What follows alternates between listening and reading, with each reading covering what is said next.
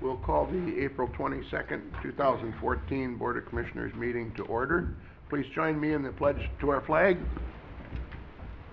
I pledge allegiance to the flag of the United States of America and to the republic for which it stands, one nation, under God, indivisible, with liberty and justice for all. Okay. Agenda review. Are there any changes to the agenda? Mr. Chair, there are no changes this morning. I'll move the single agenda. Okay. All in favor say aye. Aye. Opposed? Agenda is approved. Commissioners' reports on committees. Who would like to begin? I can start, Mr. Chair, if you Okay. like. It's Very relatively good. short. Go ahead. After our last board meeting, Mark and I were up at the MICA meeting. They're heavily involved in the session, a lot of things going on. Had a good report from the lobbyists that we have working up there.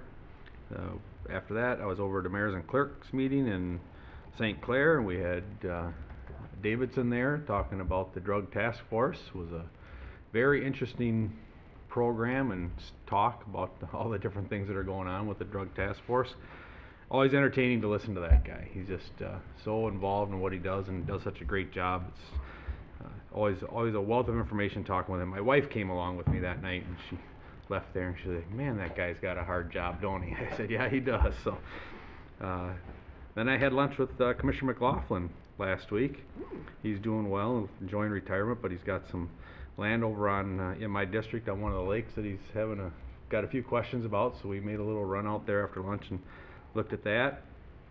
And then last Thursday morning we had InterGov, had a good session with the council members and the administrator from City of Mankato. Talked mostly road projects and a little bit about some taxes and trying to raise some more money to build roads because of the infrastructure is getting worse and worse around here, and we need to deal with some stuff. But a lot of good discussion about County Road, or the Highway 66 turnback, and then the 12 extension. So that brings me up to today, Mr. Chair. Okay. Mark? Mr. Chair? Oh, one more thing. Sorry, Mark. One more thing? One more thing. We're going to put that to everyone. I forgot to do this last month. This is the MVAC quarterly report that I got from John, and he just wanted to make sure each one of you board members got a copy of that. So, Oh, nice. had it laying right on top this time so I wouldn't forget, and I just about did. So there you go. Any questions on that? Call John. Yeah, April 9th, before Kip and I were at the MICA meeting, I did have this is Bob, the Regional Economic Development Authority, the GMG works, and it's a good meeting and a rundown on a lot of prospective businesses or follow-up and everything. They're moving right along. Jonathan was there and he looked really good. He seems to be doing all of his surgeries. Yeah. Surgeries plural and everything else. Yeah. And then I was trying to think, more like Easter, I guess it's getting real busy at work. And I didn't have any other, I do have a couple meetings this week coming up. So Okay. that really ends my report. Great. Thanks, Mark. Well, on April 11th, on Friday, I had a full day of meetings up at the Capitol. I had an AMC Audit Committee report board meeting, and then an AMC Executive Board meeting. Then we had an AMC Board of Directors meeting that day.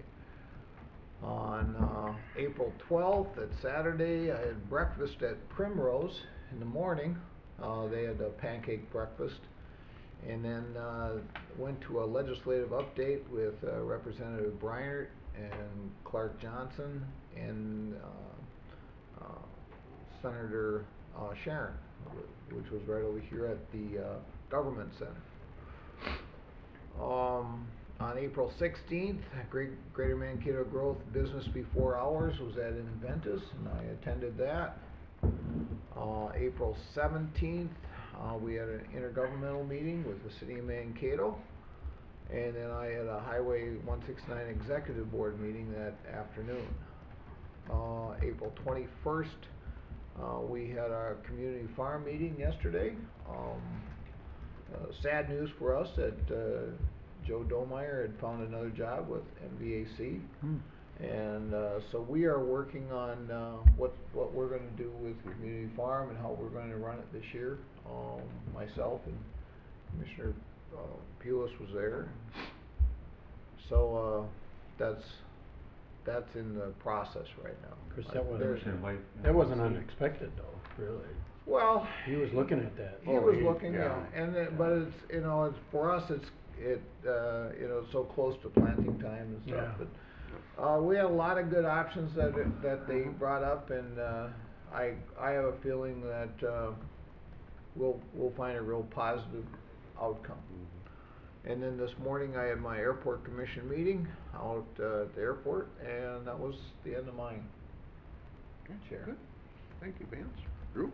Was Joe's position with MBAC have anything to do with food or anything Mhm. like that? Yeah. or- That community, or that That's what I thought. hub they're doing. Hub, there. food Yeah, hub. Maybe somehow we can still get him involved in the Well, community garden. I thought that was always a possibility. I think Yeah, he'll, part of his time maybe. I He's- think he'll still be around as in an advisory capacity. Yeah. He'll Yeah. be there. So, That'd be good, cause get MBAC involved, that'd be really Yeah. wonderful. yeah. As a partner. Yep. Our last meeting was the April 8th, and, that evening I went to my first, County Parks Advisory Board meeting at the County Highway Building, and we had a really good turnout there.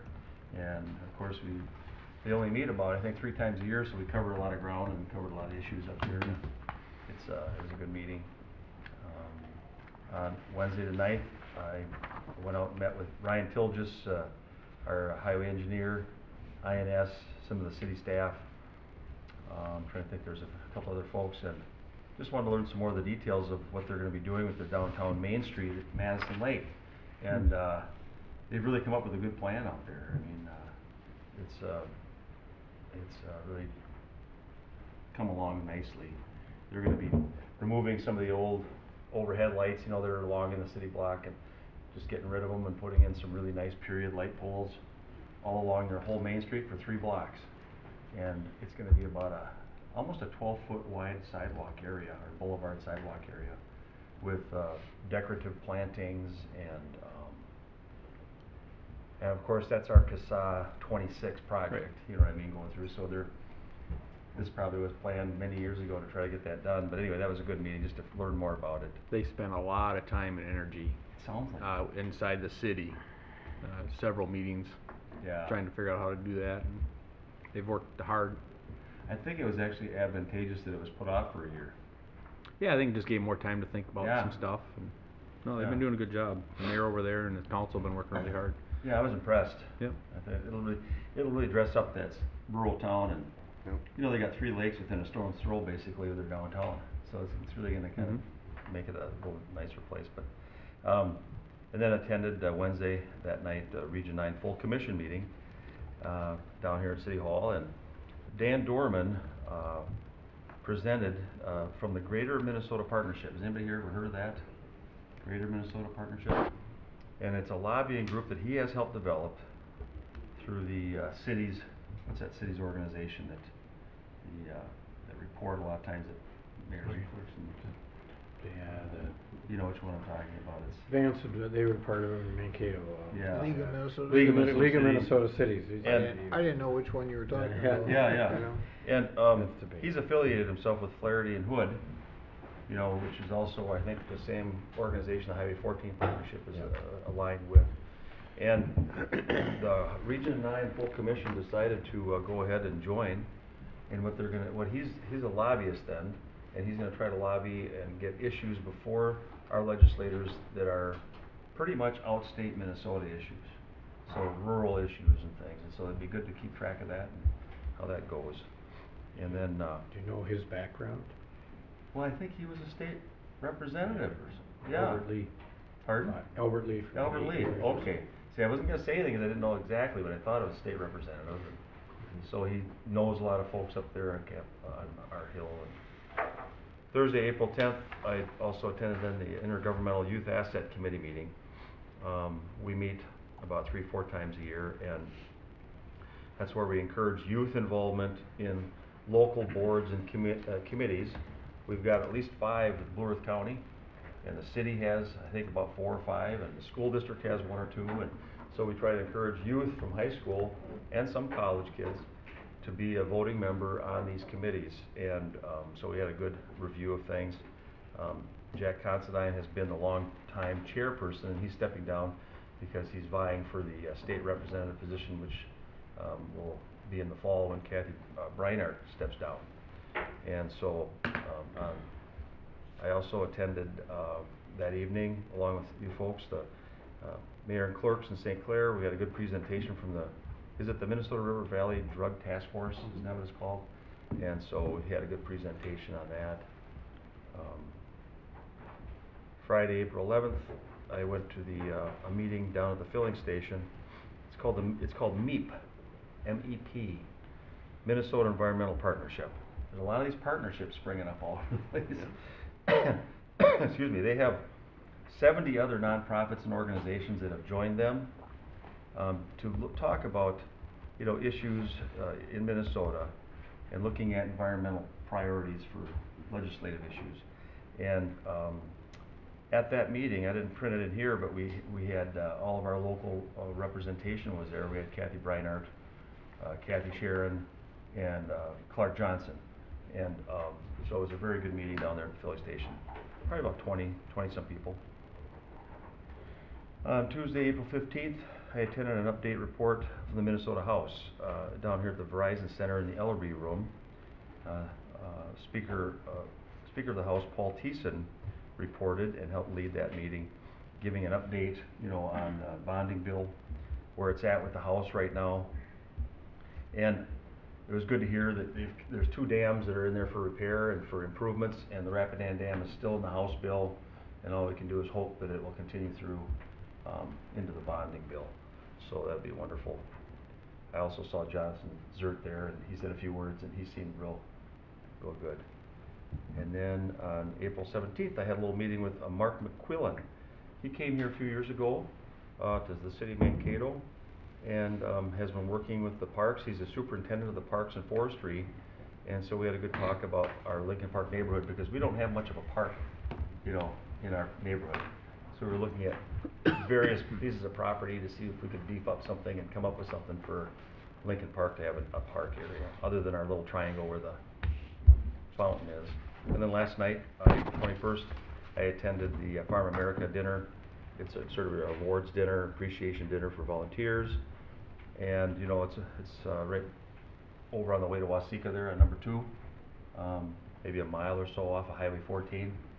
And if you've never been there, I'd encourage you to go there. It's sort of the interpretive center for agriculture, for farming, and it's for our past, present, and planned future of agriculture, which is basically growing food, and so I would encourage people to get involved if they can, and other organizations with Farm America. Jim Gibson is their executive director, and does a really good job, and I believe he may be leaving employment with them this year. I think he'll stay connected, but so that ends my report. Thanks, Mr. Chair. Good, thank you, Drew. Yeah. So, just a few things that haven't been mentioned. On the 10th, we had the interviews for the ACHF coordinator position at TDS. We hired a very impressive young lady who has a lot of advertising and nonprofit experience that I think will be a good addition to that program. Had the SWCD meeting that afternoon, and then the mayors and clerks meeting that evening. On the 14th, I had the Brown County Evaluation Center meeting, and we accepted the resignation of our executive director, appointed a interim director, and we're starting the search for a new director. After that, I attended the bookmark contest at the library. We had very good candidates this year. The theme was my hometown, so we had a lot of things that commemorated things around Blue Earth County, and actually saw the courthouse on one of the bookmarks, so I was pretty pleased with that. Then on the 17th, we had the TDS board meeting, continuing, pretty much business as usual there, and then Vance mentioned the community farm update, so. And I think we're right at, 9:15, so, Jesse, do you wanna come on up? Morning, Jesse. Morning, Jesse. Morning, Jesse. Good morning. Well, Mr. Chair and Commissioners, before you, I have 2 items, and this is in regards to deed contamination cleanup grant application materials for the Van Gilder property. Last fall, or actually last October, the county actually previously approved a resolution in support of a grant application to deed for investigation of the property. And since then, the results of that the investigation, the grant was approved by the state by deed, and so results came back that there are impacts to the property, and that those impacts and contamination require remediation and prior to the proposed redevelopment. And so basically today, what we're looking for, as far as Dirt Merchant is here as the developer, Broad Intertech put together the application materials for deed, and so we're looking for your consideration and approval of a contamination cleanup grant application acceptance resolution, and also a resolution committing the local match authorization of Dirt Merchant. Can we do both at the same time, or should we do one I at one think at a they time? should probably be separate. I would suggest we do them separately. I would move the first one. Second. Okay, discussion? No discussion, all in favor say aye. Aye. Opposed? Motion is carried. Okay? And I will again move the second. Second. No. I beat you. It's a race. Okay. I just went by it today, it's Yeah. moving along. Yeah. Okay, any discussion? I'm just so impressed with Dirt Merchants and Yeah. taking over this property and turning it into something very positive for Blue Earth County and the city of Mankato. So thank you again for the work you're doing. It's because of businesses like yours that we're doing so well here in Blue Earth County. It's kinda cleaning up the area a bit. Yep. There's other businesses around there, you kinda wonder about, so. Yeah, we wonder about you, Mark. No, I do How it. close are you? Yeah. Well, Maybe we can move his graders over there, Yeah. Mark, and take care of you too. Well, we also have recycling on the corner there. And There you go. down there, but, yeah. I wanna know how many tons of stuff you got out of there already, that's what I wanna know. Like, from just before the dirt, you gotta move the dirt, but. 40 semi-loads of tires. 40 40 semi-loads of tires, just tires. tires alone? About Okay. 400 tires on a load. Yeah. Oh, my goodness. Oh, my Yeah, God. I knew, that's was my question, every time I go by. What will they do with those tires and what happens to them, you know? I don't know that for sure, you haul them up to Savage, and they recycle them, they grind them up, and then what becomes of them, I don't know. Yeah, they Just shred put 'em in them. cracks, Yeah, they're or shredding running them. cracks and things. Probably Yeah, make them I into think roads. when- Don't we use Yeah. some of that? Some, uh, yeah, some of it's in the, Well, yeah. Okay. That's a- County Road 12, you guys use shredded tires up. Yep. Yep. Lightweight fill. Yep. Yep. So, Well, Okay. good job, you guys, we Yeah, appreciate thanks. it. Well, thank you, and just to Oh, clarify, we if- got a vote, yeah. Oh, your Yeah, we got a sorry. vote, yeah. Got lost in the. Okay, all in favor say aye. Aye. Opposed? It's carried. Okay, go Thank you. ahead. And just to clarify that if the grant is accepted, it'll be submitted, there's a May 1st application deadline, and if deed approves the grant application, then we will just be acting to pass through those fiscal funds Okay. to Dirt Merchant for the project, so, Yep. thank you again. Good, Okay, thank thanks, you. thanks, Jesse. Thank you. Thanks, Jesse. Well, that took a long time. Mr. Chair, would you like to do a couple of administrative items? Let's while do we have that. a couple of minutes. First item would be the county board minutes for April 8th of this year. Okay. Move to approve. Second. Okay, discussion?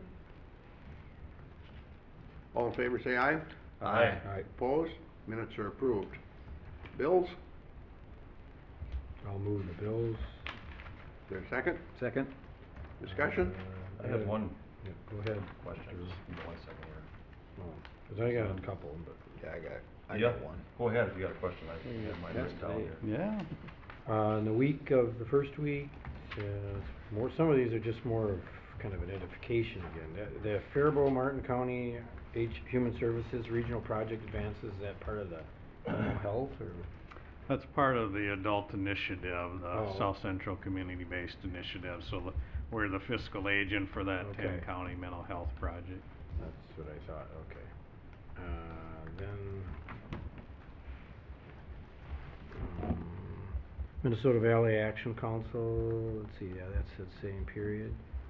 Payment for, recipients, it was like 68,000, I just trying to, Here again, we're the fiscal agent for a family homeless prevention and Oh, that's assistance what it is. program, and so that's a quarterly payment for that grant that they administer.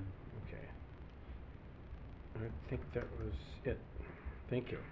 I had one for Sears Roebuck and Company for a refund. This, the first week is 28,960, I think. That's an abatement of property taxes through the tax court that ruled in their favor, so it's a refund of property taxes. All right. Okay, any other questions? I had one on, I lost it again, Keepers Creepers, it was on the, here it is. Summit Hills, it's the second week, and I tried looking it up to figure out what it was, you know, just on the internet and things like that, but there isn't much information available for $30,000, and just says other fees, I don't know what they do or what it's for our county. It's actually a demo landfill closure account, and maybe Scott can add some additional detail to it, but it's a payment to clean up or close that demo landfill. Yeah, what happens is, Lewis County collected a fee on every ton that went into the demo landfill for post-closure care and so on. We can use it for certain things, they can use it for certain things. They've asked us to reimburse them for some very special polyfluorochlorine testing that they had to do aside from their normal closure costs, and we have said that that's okay, and we've basically given them their money back. Oh, okay. Interesting. Yeah, I couldn't find anything, I looked all over the internet, I couldn't find anything on it. Okay, Thank you. anything else? If not, all in favor say aye. Aye. Opposed? Bills are approved. Okay, can we move on to the Bowser Bowser? Clean Water Fund grant? Mm-hmm. Scott?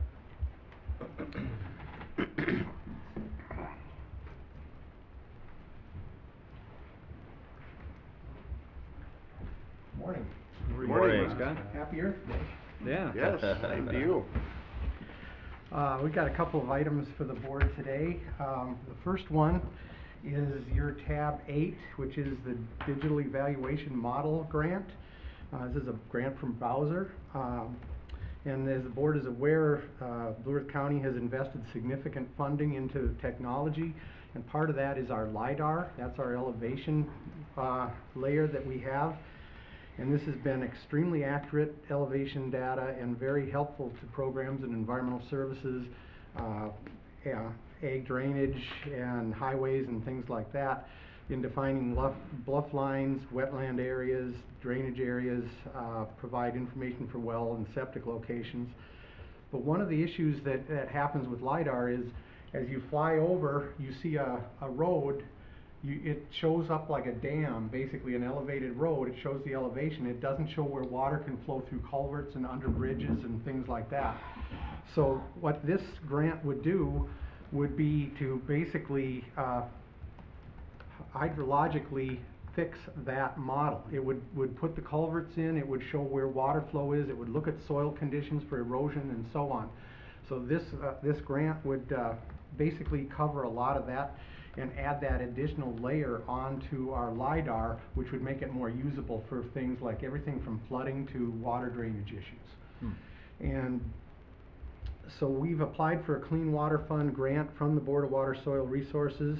It would use the existing LiDAR data, and then it would develop a hydrologically conditioned digital elevation model, and it would consider the soil, the slopes and culverts and how water would really flow. SWCD is our partner in this grant request. It'll be very helpful to them. We've talked to Highways. It'll be helpful to them for their wetland programs and some of their culvert programs and so on. And it can be an important tool for future grant requests because it can help prioritize projects that we would work on. We requested quotes, that request for quotes was prepared by Environmental Services staff. We worked with Charlie Berg, who does, as you know, many of these types of contracts and works with them. We sent it out to consulting firms, and they were invited to submit price quotes to the project. Houston Engineering of Maple Grove, Minnesota was selected. They've completed similar projects in the Red River Basin and the Minnesota River Basin. They've actually done about 6,000 square miles of this kind of approach. The contract is not to exceed $85,000. Clean Water Fund grant would provide $69,000 towards that. Blue Earth County's cash contribution would be $16,000, and we'd have $9,000 worth of in-kind match, mostly getting data ready for Houston, and that would be provided by both Blue Earth County Environmental Services and the SWCD.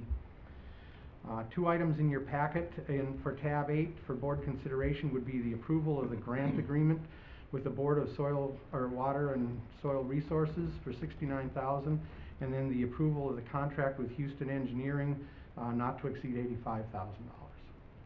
Okay. I know you mentioned the highways that could be helpful with. What do you think about ag drainage? But Yes. It's gonna show all that too, won't it? Yes, yep. Because that could become very helpful. Oh, It'll be yeah. an overlay Ag. for that, yes. Yeah, we're, working with different Yep, interdepartmental issues with ag sometimes. and exactly. So that would be good. Well, I'd move that Bowser grant. Okay. I'll second it. Any further discussion? If none, all in favor say aye. Aye. Opposed? It's approved. Okay, I would move the Houston Engineering. I'll second Bid. that. yeah. okay. Any discussion on that? If none, all in favor say aye. Aye. Opposed? It's approved also. Thank you very much. Good, thank you. Thanks, Scott. Tab 9 in your packet is the solid waste plan. That's come before the board. We've talked about it at workshops a little bit, several times.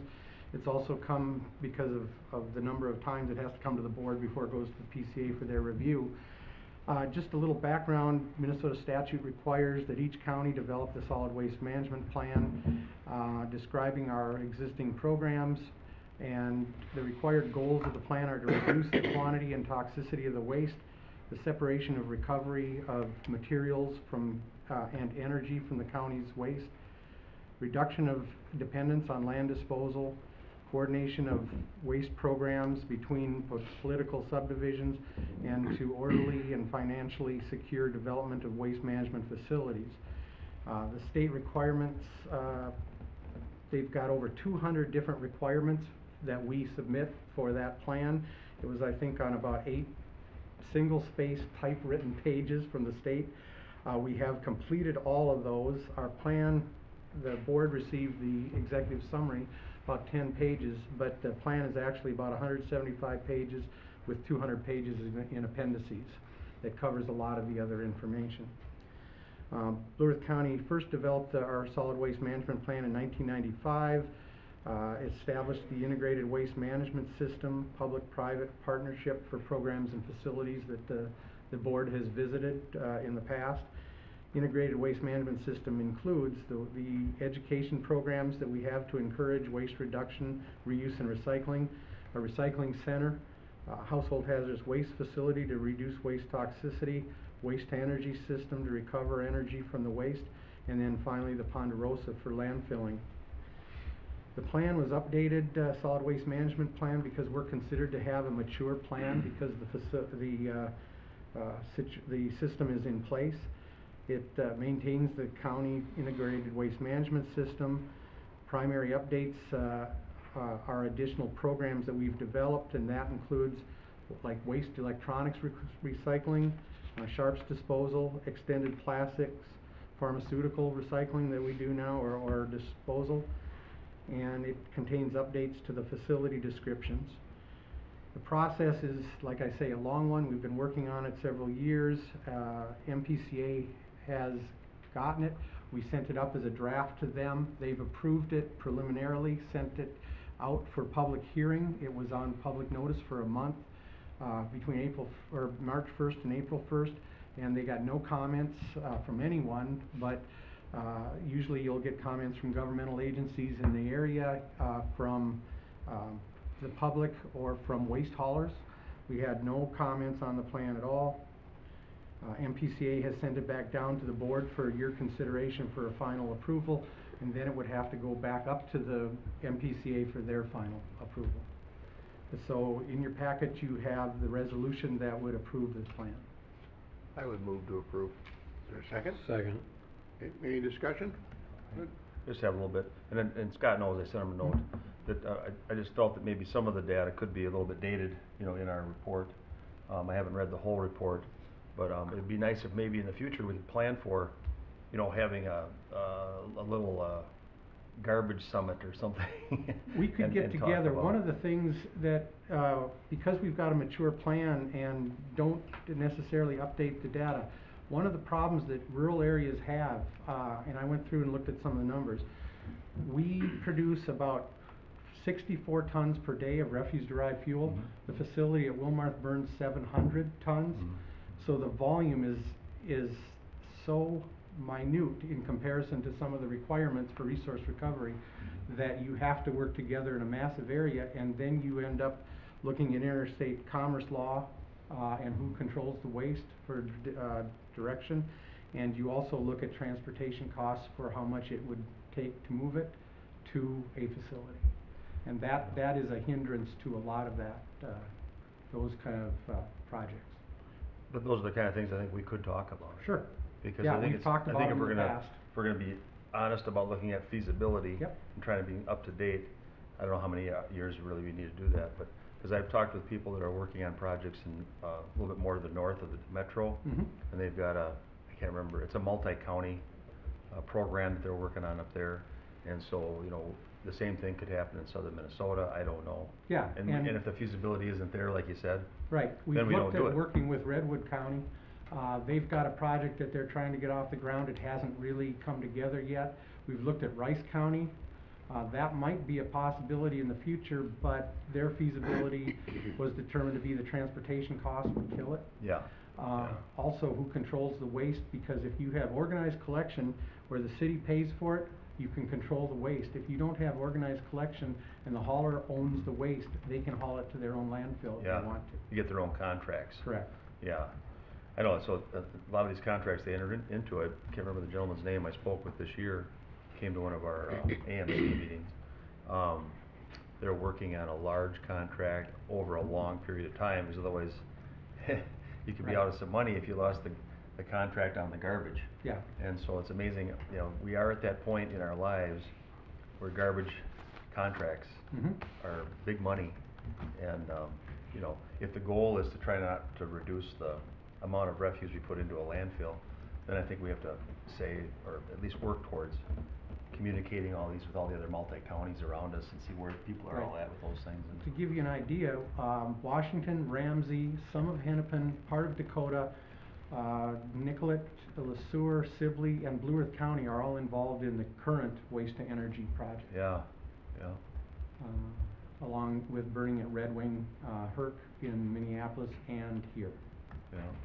Because eventually we're gonna fill up our landfill. Yeah. It'll be gone. So hopefully by then we figured something different out. Right. And we're part of that, so. Thanks a lot, Scott. Uh-huh. Okay, all in favor, say aye. Aye. Opposed? Carried. Thank you, Scott. Thank you Thanks, very Scott. much.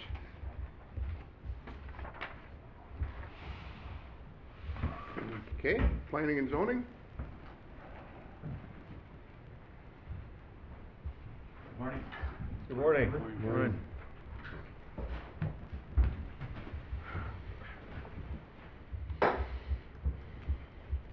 Okay, go ahead, George.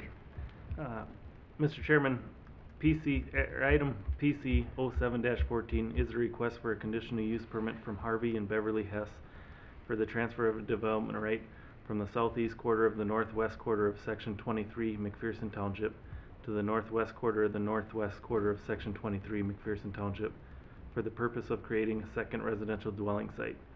Mr. Manderfeld presented the staff report. The applicant was present.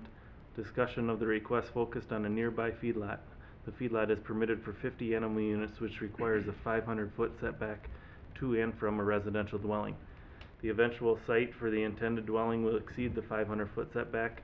At issue was the possibility that the existing feedlot operation may want to expand. The applicant for the development right transfer indicated that the family would not be opposed to a future expansion of the existing feedlot operation. Following the discussion, the planning commission voted unanimously to forward a recommendation of approval for the purpose of transferring of the development right to the county board, and the board action was the resolution. Okay, very good. We'll open the public portion of this. If anyone is in the audience that would like to speak to PC 07-14, please come to the podium, state your name and address.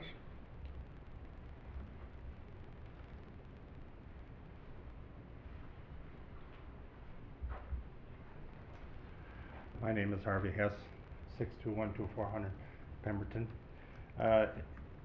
My grandson would like to build out there. We have about 80 acres on that site.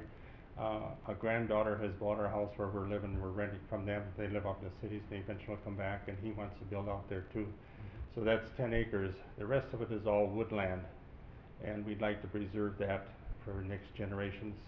And he would like to be a part of that. So it'd be two cousins living on there, and hopefully they'll pass it on to different families. That's very nice. Thank you Thanks. for your comments. Yeah. Thank you. Is there anyone else that would like to speak to PC 07-14? Last time, is there anyone in the audience that would like to speak to PC 07-14? If not, I'll bring it back to the board for board action. Move to approve. Second. Okay. Any discussion? If no discussion, all in favor say aye. Aye. Opposed? It's carried. That was tough. Good luck. Sounds like a good project. Yes? Yeah. So I have just a couple of your minutes. Absolutely. Just a little humor. Of the 5 commissioners, by a stretch, I've had a contact or something that for you. The only one I haven't is Mr. Grunder, and I live in his district. But I did want to. Those that know him, I don't blame you, yeah. Thanks, guys. The one I really want to pick on though is Mr. Campbell. What's Yeah. And, I noticed the comment he had in for the, Blue Earth County Historical Society about artifacts and stuff. Yeah. Well, if baseball cards appreciate in value over time, and especially after they passed away, I have something here that I was hoping you would make a lot of money for. And if you remember the first year that you campaigned, you were down at Blue Earth County Fair, Oh, yeah. and I struck a conversation with you and your lovely wife. Yes, yeah. Well, I have your card. Now, I don't know how old this is, but I was hoping it would bring me a lot of money, but you guys haven't made him real great yet. Don't press your luck there. That was printed on my home computer. Simple little. I thought then you wanted to give stuff to the Historical Society, and I thought, well, if I give that to them, I can take it off my income tax. And I hope that you're not implying that I'm gonna pass away soon, so that'll increase in value greatly or something. Well, it has to, because I figure now it's only worth a penny anyway. You better get him to sign it, give you an original autograph. Thank you. Thank you. Yeah. Okay, nothing else? We do have one more item, Mr. Chairman, and that is the 2013 Annual County Feedlot Officer and Performance Credit Report. And That's basically, this is different from the work plan that you signed a month or so ago. This is just a review of the activities that took place in the county feedlot program during the 2013 calendar year, and it just requires a board signature and a date, please. Okay, have a motion to approve that? Motion for approval. Okay. Any discussion? Just go ahead. Did I say something else? So how's it look? I mean, as I don't work with these reports often. I think it so- looks good. There's one thing, it says 80 feedlot inspections of those required to be registered. We have some different requirements than what the state has, so there were more inspections than that 80. It was up over 100 inspections last year. Oh. So it's misleading, but it's a minor point. Okay. Folks are busy then.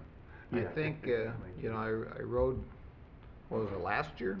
We Yeah. went out, and to see the technical work and that our staff does to make sure these things are done properly is pretty impressive. So I think You know, I was really impressed with the day I rode with you and the job you did. I think we have a lot to be proud of with our staff, and the work they do, so thank you so much. Very Thank good. you, gentlemen. Thanks a lot, yeah. Have Is a good there- day. Thank you. Is there a lot on the next item for business, or should we, I was just gonna suggest maybe taking a break early, I don't know, is there a lot? I gotta talk to George, and it'd be nice Yeah. if we just take a short one right now and then do Al. Couple minutes? Sure, Al. Yeah, come on up, Al. These are fun though. Maybe Mark will see you Busy. sitting up here. Yeah. Of course, then he might not come in. Good morning, ladies and gentlemen. Beautiful, Thank shiny you. day out there. There he There he goes. goes, here's Mark. Oh, I'm here. We thought you went home. Well, one agenda item today was the Tiger Grant Resolution for the County 12 extension from County 17 to Highway 83. Previously, we applied for a TED grant from the state. We were not successful. A year ago, a Tiger grant. This is a federal grant. We would be reapplying for that same grant. The resolution isn't required, but I think it would add a little horsepower along with a very nice letter that we got from MnDOT in support of the project. So I think it would be nice to have a resolution from you folks. I would move to approve. Okay, is there a second? Second. Okay, discussion. You know, and I understand a resolution is not, but I think for us as a board to say that we are backing something, we need to have a resolution instead of, you know, just a consensus. I think that, because when you say consensus, it looks like we took a vote. And so the resolution shows that we did take a vote, and I think that's important. And, I think we should move forward with this grant this year, Al, but we were at our intergov meeting the other day with the city of Mankato, and apparently they're applying for some grants Right. for the extension of Adams Street Right. through to 12. Right. And from what I understand, I think they applied last year also. Right. You know, so my thought process is if we're not getting these grants, and we're both applying for two huge grants, you know, if either one of us get it this year, we might be in our best interest to talk to the city of Mankato and support one or the other, you know, between the two entities. Yeah. You know, one of us would have to give to support the other, because at least get one of them, and get one of them roads done. Vance and I kind of visited just briefly about it one day, and, you know, after we talked, that was actually, after you said that, I thought, well, you know, we're all competing, and from what I understand, the pot of money is very small, and between these two projects is, you know, several million. Well, ours is alone is several million, but just something we might want to give some thought to. And for Blue Earth County, either road is very important. They're both Yeah. very important, Yeah. so we'd have to sit down, flip a coin, or arm wrestle for it. I don't know how we do it, but, you know, it might have to, it doesn't pay to keep applying if we can get it, so, just a thought. I think though, on the higher level altitude look at this, there are some federal bureaucrats in Washington that are looking at all these applications. I don't think we're really competing with Mankato per se. I think we're competing with all the projects around the nation. And if we put both of them in, we've got a better chance of one of them meeting the particular criteria they're using that particular year. And it changes. Last year, the emphasis seemed to be on industrial development and jobs. This year, it seems to be more on transportation system, community development kind of thing. So, by putting in two projects, hopefully one of the two will have some of the characteristics they're looking for that year. We really aren't competing with each other directly. We're competing with hundreds, if not thousands, of projects nationwide. Congress did increase the amount substantially for Tiger grants this year. They went to $600 million, which is still small on a national basis. But I really think we're increasing the chances of our area getting one grant by putting out two of them. Maybe we should put three out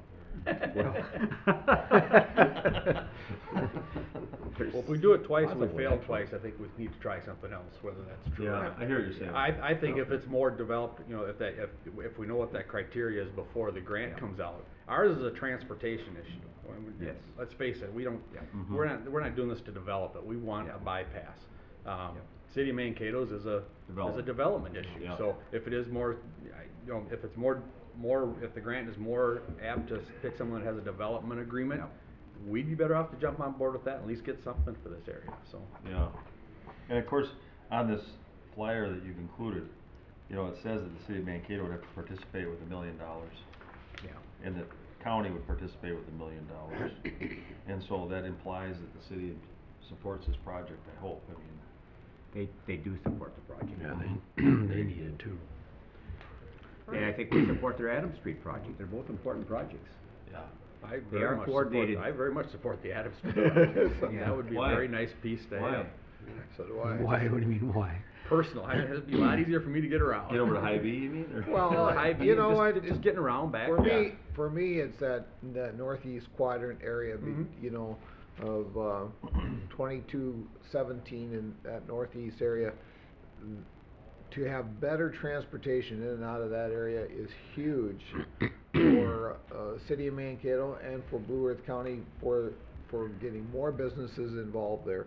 And more businesses creates More tax base. Huge money. Yep. Just black and white, so. The place they're coordinated too is with the new Mankato Area Planning Organization, where both grants have been discussed last year and then mentioned again They're this both year. again. And so that organization supports both grant Yeah, applications. MPO supports that. Yep. Okay. Well, I know, I've had a couple of people talk to me about it too, you know, over the months. And one gentleman wanted to ask, well, why are you picking that side of the wetland versus the other side of the wetland? But I think it's because the wetland moves north so far that you couldn't, wasn't that the reason? Yes, you'd have to go Right back to County Road Right. 56, right. or 86. 86. Yeah, some people thought you could have the Come over on traffic that side. going east and, Yeah. but you need to have it, yeah, it wouldn't, partly because like you mentioned before with the Yeah. wetlands, but it would be yeah, you want the traffic to, And he was concerned about the bypass, intersection yeah. there. Yeah. You know, of, is it 40? 41, they're 41? concerned about Yeah, that I'm being sure that we're gonna traffic. put in if this goes through, we'd put in a right turn lane to get on there and things like I that. don't so know. Something. So there's this application. The next big steps will be when the EAW is done and the project memo are done. We'll bring those items to the board. There won't be any surprises. We've been working through this regularly. Couple things quickly. The Mapleton shop, we're ready to advertise. It's, the renovation of the shop is about We $200,000. need to vote on this. We need to vote. Second. Oh, I'm sorry. Unless you don't want us to, we Okay, all in favor, say aye. Aye. Opposed? Carried? Okay, go ahead. Al. Okay, All right. Mapleton shop, we're ready to advertise. It's on the order of $200,000. The vast majority of that will be insurance funds, if not all of it. County 17 project, we're taking an aggressive stance with getting Mankato to 12 done, including the Carver Roundabout and all 4 lanes. So, Wow. I was out there last night. They're bringing in aggregate base for it. It's going very well. Nice. The road will close all the way to Mankato to 56 on Wednesday, so they can continue work on the rest of the project. And pre-construction meetings today, actually, Madison Lake when I leave here, and then the Terusko Township Bridge, so Oh, yeah. we're underway. Very good. Thank Okay. you, Al. Quick. You probably weren't here earlier, but I reported on how impressed I was with the Facade 26 Main Street project, you know, going through Madison Lake, and it was nice to hear that they really got a nice plan put together, and including even period lighting and Yeah. kind of making the town feel sort of Yeah. like a nice little downtown, Yep. and room for some development. They've got that last block there, you know, where it's, Yep. they're gonna run it all the way through. I don't remember the name of the road down there, but Yep. so all 3 blocks will be completely set up with the sidewalks and the lighting Right. and everything, so. Right. So it'll be a wonderful project. We're gonna need some patience here for the next few months as we tear the street apart and rebuild it. Oh, man. There may be a bump or two. All right. Thank you, folks. Thanks, Mike. This wasn't my regular board meeting, so I appreciate you taking the time to Yep. consider this, resolution on that grant. Thanks, Al. Thanks, Al. Thank you. Well, we got about 5 minutes before. Want to do some administrative stuff? Mr. Chair and Commissioners, item number 3 in your packet is the Human Resources Department agenda. We do have one action item this morning, renewal of our health insurance with Blue Cross Blue Shield of Minnesota, effective for our premium year of July 1st of this year through June 30th of 2015. We are proposing a 5% increase in the premiums charged to our employees, as well as the department budgets, as a result of our recent experience in our claims. Okay. We've had a couple of years where we have not had an increase, so we've been very fortunate in that regard, but quite frankly, right now, our claims are quite high, and we probably, if we were to base it solely on the last few months, we would do more than a 5% increase, but we do have a sufficient fund balance now to weather some of the storm, and we hope that claim history will come down a little bit from our current trend line. Just for the year. Right. Have a motion? Make a motion for approval. Second. Discussion? Is it pretty much the same coverage then, too, or is anything changing in our coverage? There is no change to our coverage. Oh, it's just continuance. Yep. Okay. Okay, anything else? If not, all in favor say aye. Aye. Opposed? Carried. The informational items then, you'll see that we've filled our vacant social work position in the child protection area. We have begun recruitment for our clerical specialist up in the extension office. We have an extension of a probation for one of our 911 dispatchers. We filled a human service supervisor position that was previously held by Trish Reedstrom in our child welfare area. Actually, we shifted one of our existing supervisors into the child welfare area, Ann Broskoff, and this position will actually be our adult services or developmental disabilities area. Filled 2 part-time library clerks that we talked about at the last meeting. We've also filled the waste and recycling technician part-time position, and then we have received a resignation of a care coordinator in the public health department and have initiated recruitment to fill that care coordinator position. So a lot of activity continuing in the human resources area. Item number 4 in the packet then is an application for local option disaster abatement and credit. Charles and Mary Behrens on Warren Street have requested an abatement of some taxes as a result of a car going through their home back in 2013. And so the car actually knocked the house off the foundation, and so they were unable to continue to reside at that home until it was repaired. And so staff is recommending a credit of $660 on their property taxes for that period of time. I remember when that happened, that was I'll move the something. abatement. I'll second. Yeah, that was quite the deal. Balzer's Act. If she wasn't sleeping on the sofa there, she probably would've really got hurt. It was 'cause it was where a position of it was. Yep. That's right, where Balzer's Act tees off there Yeah. with Yeah. Warren. I suspect it was obviously when they put the house there, that was a gravel road, Balzer's Act. And there wasn't much up there, but. Now they have got a wall in front of the house, have you noticed that? I just think they should put flowers on top of it, but I Yeah. didn't talk to them about it. Okay, all in favor say aye. Aye. Opposed? It's carried.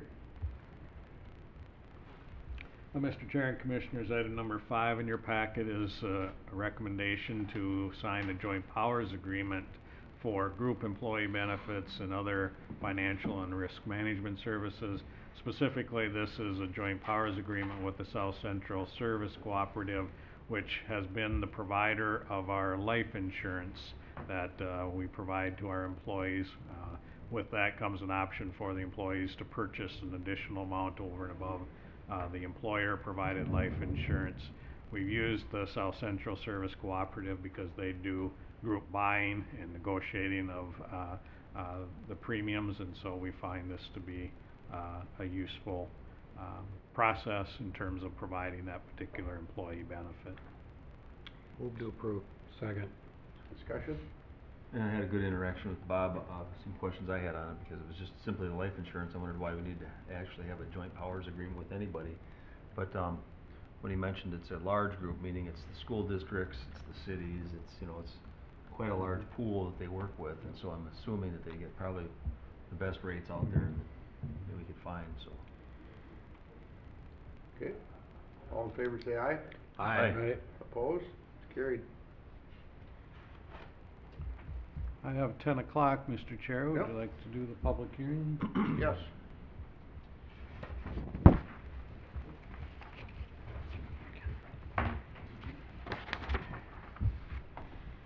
Craig. Good morning. Craig? Morning, Craig.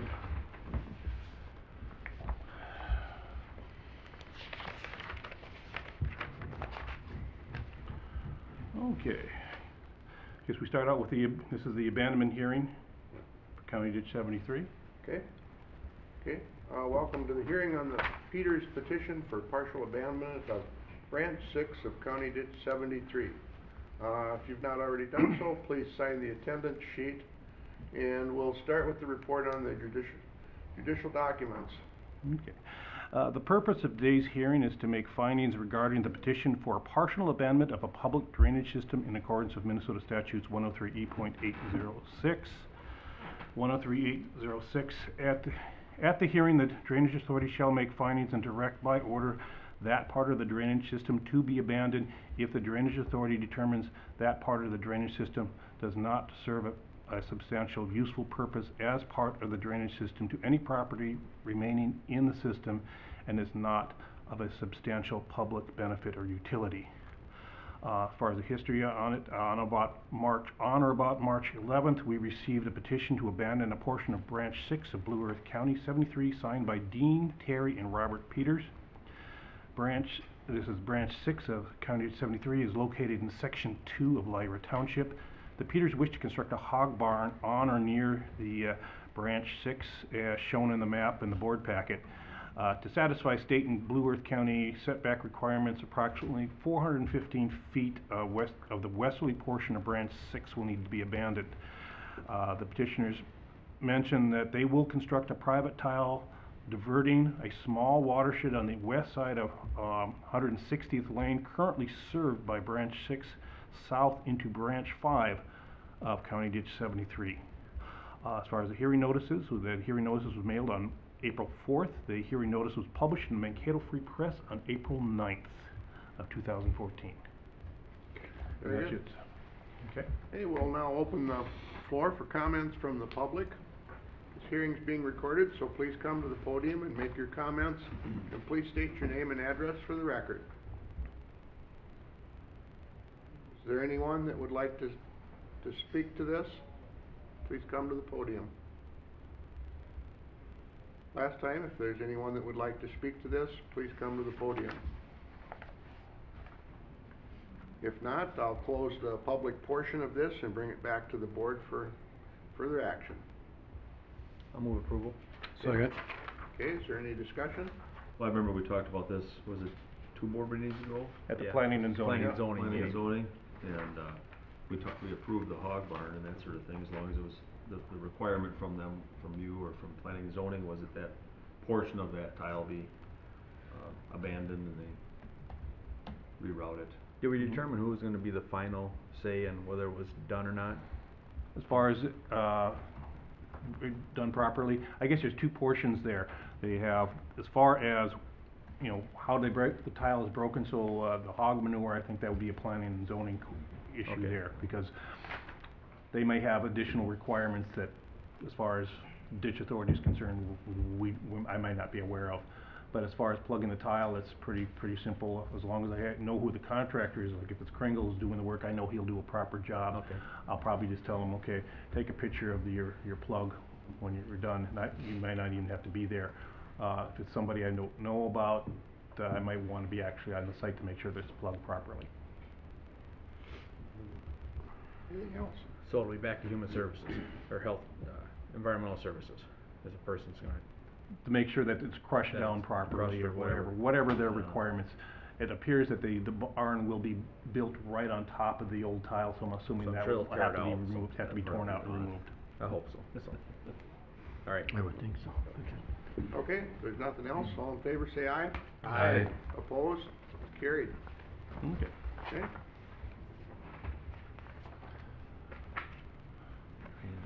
Okay, we have, I guess it'll be the inspector's report for, who we have next, is the County Ditch 5? Oh, wait, yeah. This one's pretty straightforward. We just need, we have a broken, if you look at the photo there, the tile outlet's broken, and we all have another issue there where it looks like the the water's causing some swirling and washing out on the backside. Seen to put some riprap there to prevent any further damage to the ditch bank there. So that's pretty straightforward. Okay. Do you want to just approve these all together? Yeah, Okay, put them yeah. all at once. The other one here is actually the ditch spraying. This is something we do every year. We usually go half the county. Last year was the south half. This year it's the north half of the county. There's a list of the ditches on the report of the ditches we're going to be doing, and kind of just a quick, kind of hard to read, but that's the map of everything in the north side of the county. Pretty standard, just what we've done every year. Chemicals we use. We do this because we can control what kind of chemicals are used on the ditches and use something that won't hurt. We can use around wildlife, and that was one of the problems in the past. It was people were using whatever was in their tank to control weeds, which is not necessarily a good thing. Do we have, what is it, Dwight Mulberry out there? We have. Will this be part of that, or is that a separate? Yes. 56 and County Ditch 50 are the two ditches I'm concerned of White Mulberry. Okay. And both those ditches are in the north half, so they're going to be done here. Last year, if you remember, we actually, even though they're technically in the north half, we also did those in addition to the south, the ditches in the south. But since those two ditches in the north half, they'll both get sprayed this spring. Good. I'll move the ditch repairs. Second them. Okay, discussion? Just, thank you for including the certificate of insurance. Yeah. And, his, Minnesota Department of Agriculture, pesticide applicator, permit that he applies for every year. Thanks for including that. Okay. Appreciate that. Okay, there's nothing else. All in favor, say aye. Aye. Opposed? Carried. Thank you, Craig. Thanks, Craig. Thanks, Craig. We got one administrative item left to do yet? That's correct, Mr. Chair. Item number 6, I guess, is the financial status report for March 31st of this year. We are 25% of the way through our fiscal year. You'll see our total revenues are at about 13.5%. Obviously, again, we're still in that period where we have yet to receive our first half property taxes, so if you factored that in, we would be a little bit under that 25% target, but much closer than what this report actually indicates at this point. In terms of the expenditures, our total expenditures to this point are at 20% of our budget. The factor that impacts that the most is probably our road construction projects, which we're just getting started, and we'll see that particular expenditure line start to pick up in the next quarter. On the enterprise fund, the Ponderosa landfill, you'll see that our total revenues this year are at $511,000, while our expenses are just under $300,000, so that continues to operate in a positive fashion. On the next page, when you get to our cash and investment balances, you'll see that our total available funds are $36,816,000. Our target at this point would be $42,468,000, so we're a little bit below that target, but again, this is kind of our typical low point for available cash while we're waiting for the first half taxes to arrive. Overall, then you'll see that our total county funds is right at $100 million, and so we continue to sit in a good position from a cash perspective. In terms of our investments, we're seeing a little bit better return as the market continues to move, so that particular line on our financial report is showing a little more positive than we expected, but the actual interest earnings continue to lag behind what our history has been, and so we shouldn't expect to see significant dollars in those investment earnings, but the market is still shifting around, which helps us out a little bit. Any questions on the financial report? Okay, thank you. Okay, we got a few minutes here before the historic courthouse parking lot bids. Should we take a few Just minute about break take a few again? minutes, okay? Okay. We'll wanna reconvene here at 20 minutes after.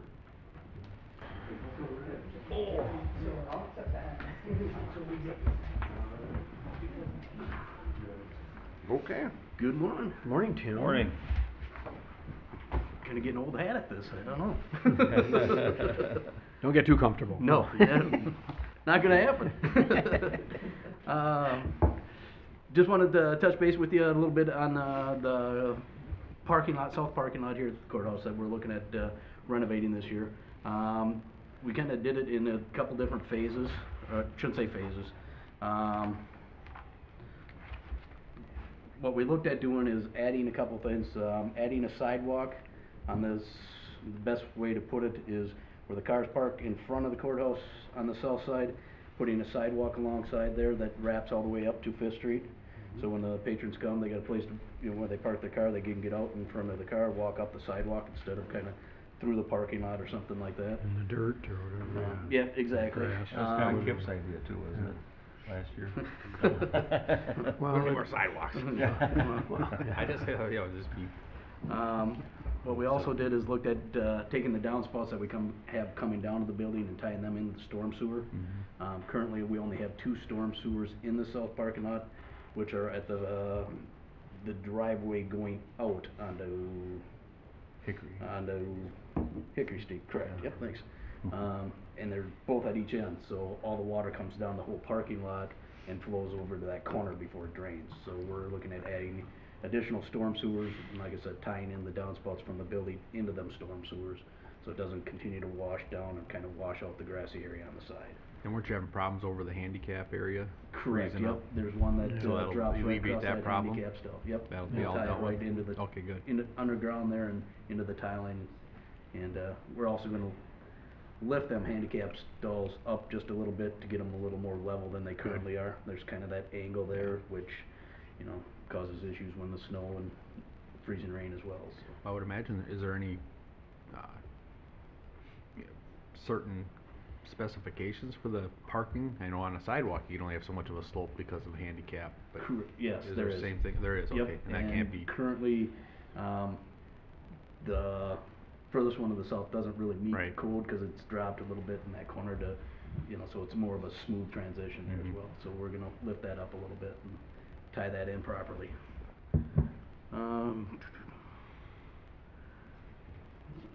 We also looked at, adding 4 parking lot lights on the, 2 on the south side, kinda in the boulevard, and 2 on the north side of the building, to kinda illuminate the building a little bit, or, I should say that, illuminate the parking lot a little bit, so, you know, people leaving here at night, or anybody having night meetings or something like that, the parking lots are lit up a little better. I also, Drew asked me to take a look at doing some, checking on some different lighting there as well. The bid on the lighting, we broke out the whole entire bid, and so we knew what, you know, what the drainage is gonna cost us, you know, replacing any of the aggregate underneath the parking lot, what that would cost us. So we did have the electrical part of that broken out. What we're looking at doing is adding, like I said, 4 light posts, which were roughly 25 feet tall posts. Kinda, like I say, in the boulevard of the, parking lots, kinda in the grassy area there on the south side and the grassy area on the north side. With looking at adding something that, our pricing was like $20,300 for the electrical and the underground work for all the electrical to add the light poles. We looked at adding some different fixtures, more of a historic fixture. That actually, to get the fixtures, what they're looking at, we'd have to add additional, posts as well. They gave me a rough number of 10 fixtures, 5 on each side of the building, to get it lit up properly, with an additional cost of $35,400, so. Over the 20,000? Correct, so it'd be 55,700 if we. That ain't gonna happen. So we looked at that. And they're was- saying they need 5 to do the same lighting as 2. Correct. The new Yep. technology. And, the parking lot itself, why we're looking at doing is that if you look at the lot itself, it's kinda what I call spider cracking in areas. So you look at the parking lot, you can see a lot of the cracking, and some of them are sunk down a little bit. That's actually eroded kind of the aggregate underneath the parking lot. We've done that at the other lots as well. We've noticed when they're starting to deteriorate a little bit. You don't see it as much on the top. I mean, you'll see the dips and everything else, but you don't see the underneath with the aggregate and the gravel underneath there. So before we have more of an issue of having more gravel washed out underneath there, that's why we're looking at replacing the blacktop as well. So they'll tear out the entire blacktop. There's some of the curbing getting replaced as well to put the new storm grates in, to catch the water going down there. And I think, you know, if we waited to do the parking lot itself later down the road, we'd have to, you know, we're gonna patch where some of that aggregate has been washed out underneath there. And if we wait, I think the issue would be, you know, more gravel coming back in and more packing done on the lot itself. So that's kinda why we're looking at doing the blacktopping as well. So that would mean digging up all the blacktopping that's out there right now? Yeah, that's what we're looking at doing, digging up all the blacktopping, patching just where them areas are soft in the aggregate, or in the Underneath gravel there. underneath there, correct. Okay. Yep. And, actually, we had budgeted, I should back up, we actually looked at replacing the flagpole here as well. Eliminating the 70-foot pole and going with a 45-foot pole. Just the pole's been there quite some time. It's kinda a little bit dangerous, especially trying to lower the flag or raise the flag in the winter time where you're up on the ladder trying to get the rope undone, and usually that's my job, so. So ideally, I'd like to see it a little easier with a regular flagpole with the kind of a crank so you can lower it down and raise it back up a little easier instead of trying to crawl up 10 feet up on the ladder to lower the flag. But with that, the prices came in really well, a lot better than I expected. We had $150,000 budgeted for the parking lot, actually not including the flagpole, and that the low bid came in at $97,432 from WW Blacktopping, who's done most of our parking lots as well. So. That's with the flagpole? And that's with the flagpole. Wow. And there, I forgot one other thing. I looked at the center median up in the upper courthouse parking lot across the street. We were looking at tearing that center median out. We'd still have the light pole that's there.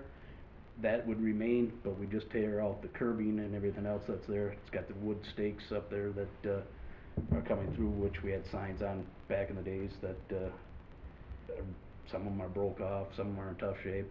But we just look at removing that center median, a little easier to get in and out of the shop up there with the trailers and everything else as well. So, and that was included with the $97,000 as well. So it sounds like a multiple amount of things happening. I mean, you got the upper, will that be blacktop then up there? What would happen where the median used to be? Where the median comes out, we Yeah. just come over that with the blacktopping again, yep. Just patch it in, you mean, Yep, or- it'd be just a smooth transition across that. Oh, I where the- see. Where the median was, so smooth that out and tie that Okay. in as well, so. Need a motion for this? I'll move it. I'll second it. Is it, you said, now this includes the lighting and stuff, or is that separate? The $97,432 included the lighting. Everything? Yes. Okay, Yep. flagpole and everything, wow, okay. Yep. Like I said, the numbers came in really well. I was impressed, so, they're looking at, getting an early start on it if possible. Have it completed by the end of June is what we're looking at, so. Well, it seems like pretty reasonable numbers, knowing how much it costs to get a blacktop driveway Yeah. put in. This is an unbelievable It's a good price. cost, good price. And this is with the regular lighting, correct, that we had put in, the bore, two in the Correct, yep, that would south, be two with in the the- north. And, yeah, sounds like a, It would be with the LED lighting as well, so a little more energy efficient as well. very good. Most of them are going that way. So the motion is to accept the bid from WW Blacktopping for $97,432, is that correct? Yep. Okay, And I've got a couple of questions Okay, and go comments ahead. about it. Go ahead. 'Cause I was interacting with, Tim and Bob about the project. And I don't wanna sound negative, but the lighting part of it was not, we didn't really explore that very much in the past. We did talk about the leveling of the handicapped area. Yep. We talked about some of the drainage concerns that we had for the parking lot. And I remember talking about people getting mud on their feet, so they were gonna try to fix that, you know, have a little sidewalk where people park their cars there. And, talked about that median up there, I remember that. But, you know, if we really wanted to bring this open more to talk about the lighting, that's what I'd like to do, because we talk about this as being the historic county courthouse. And, I just think that we need to explore a little bit more the lighting options that might be available for the parking lot out there. I've been dealing with lighting issues off and on with our neighborhood quite a bit, and with the city, dealing with them and different types of light poles and what's available. I've interacted with Al, and there's many resources for different types of hardware, you know, for period looking lighting. And I was wondering if you guys would be willing to entertain getting the same bids, because it sounds like the two low bidders are working with the same electrician. Same electrical. Same electrical Correct. company. If we could remove the lighting portion and just do a little bit of research on the lighting portion of it. Because that wouldn't change, and as far as affecting the bids. Now, that would be a $20,000 deduction for the most part. Right, but I mean, it wouldn't affect who's gonna get the bid. Correct, no, it's still a low bid that way. Yeah, it's still a little bit. And just look at what we could do, because we're just taking INS's word for exactly, you know, how many more light poles it's gonna take, which is, those parking lots aren't that large. And it's hard to imagine 5 more light poles on, instead of 4, or, well, it'd be. Two on each Two on each side, going from that to 10, when there's many different options for types of historic lighting that some of them have multiple lights on top of them and things like that. And they have LED available and everything. Yeah, what they kind of spec'd for me, was similar to what the city of Mankato has. Yeah. With the one globe. The big thing they said was. Well, the city of Mankato doesn't have one globe, they have dual and triple globes is what they have. Right, but. So I don't know where the one globe ones are. They do have some of the Do they? single globes. Okay. And that's kind of what they spec'd, Yeah. similar to that one. The parking lot down here, by the Brett's building, between the Brett's and the old, Grave? Matt J. Grave. Yeah. By the parking ramp. Some of those light poles back there have triple, period looking lights on the top, and that's what they're using down at the city. And they only have a couple of them down there. And it lights up the whole parking lot. So I just think that it'd be nice if we could look at some options for the lighting, since this is gonna be permanent. And then those light poles that would go up would be 25 feet high. Correct. So if any trees mature at all, I can guarantee you from living in my neighborhood, that they don't work well. The canopy of the trees will ultimately get in the way of the lighting, so everything underneath that will be black or dark, once the leaves come out. Like this year I went by and looked, and there's a big pole over here right now, and it's shining down into this parking lot, which lights it up, and it's pretty well lit right now. As soon as those leaves come out, that's what makes it so dark out here. And what's nice about the period lighting is it's generally a little bit shorter. You know, it can be 12 to 16, 18 feet. And it captures under the canopy. And you might have to have one extra pole or something, I would think, but to have a second opinion, I think would be good on this. Because I just think you're looking at a permanent structure that will be in for a long haul. And I really would question that the validity of having, you know, an additional 3 more poles, you know, needed to light up just the parking lot down here. We've got quite a bit of lights out here going on already. We've got these big ones, there's 3 over here that shine on the building and light up the whole building. There's 3 over here that light up the building, and then I believe there's 2 or 3 in the middle that light up the whole building. And so, it would be nice if we could have a little bit something that looked a little more historic or a little bit more period looking, just to bring that flavor into our courthouse. And I'd like to hear your feedback on that too. I was just wondering if you do that, does anything with the lighting have to be done with the blacktopping? Ideally, with us tearing up the blacktopping, it would be ideally to, you know, when the blacktop's out of there, is to come across the trench that they have in there. We couldn't come back and direct bore it. A little more costly to direct bore everything. That's but it's coming across a open parking lot would be ideal. They have to direct bore over here though too already, for the other 2 light poles. Yep. They still got direct bore underneath, so. we've already got a motion and second on the table. If Commissioner Campbell would like to amend the motion, that would certainly be up to him, but to me, I see it all happening at one time, and it would you know, put us back in, you know, in time. I mean, we're gonna do this all at one time. WW Blacktarping's got the contract. It's looking to me that it's gonna be at least double the cost of lighting, which to me doesn't make feasible sense.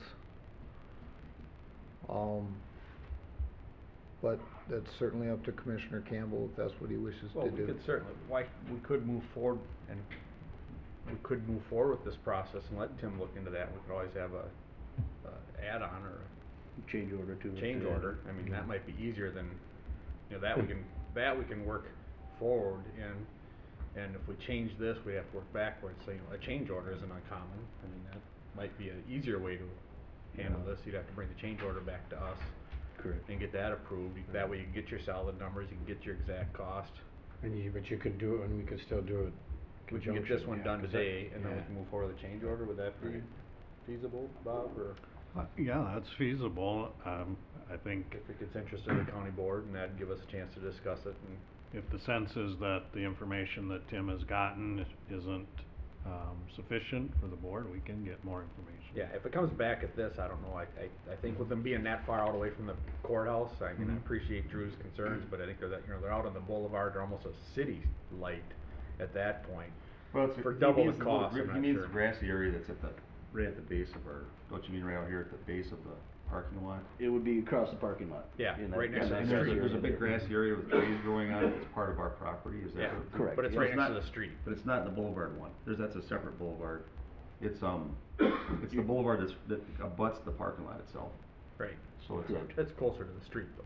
Correct. Yeah. It's not on this side of the parking Correct. lot, it's on that I side know of where the they are. parking Yeah, lot, yep. so. And it's not on the boulevard that goes before the curb and gutter is what I mean, it's, Right. cause that's a separate boulevard. But, So it'd be, yeah, I understand where they are, but I think that might be the easier way to handle this, and then Tim can work on this without, and then if the board approves the different lighting, we can just add a change Okay. order, and if not, if we don't have support for the change order, we'll just move forward the way it is, just a thought.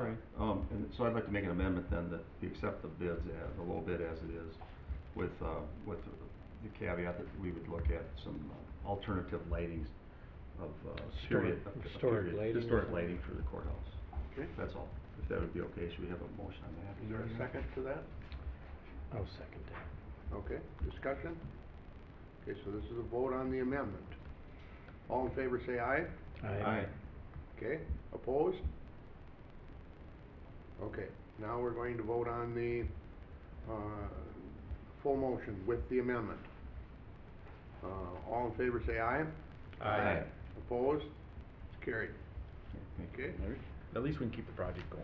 Yep. Well, yeah, Yep. I think that there's more than enough time for the lighting portion of it, cause it's gonna take them a while to dig everything up. They have curb and gutter they gotta put in, they've got all kinds of stuff that's gotta happen before the lighting portion is I complete. will, I'll look into the lighting a little further and Yeah. let you know. Thanks, Make Tim. sure- All right, thank you, Tim. appreciate it. Tim, is there another, company too that we could look at for an option? Because when I've looked at hardware for lighting, it varies, it can triple in price from one company to the next.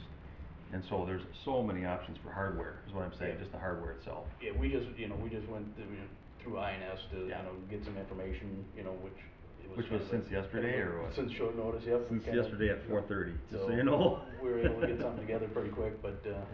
so I can take a look at it, see Okay, what come up with. thanks a lot. All right, thanks. Thanks, Tim. Okay, we'll move on to the jail security system upgrade.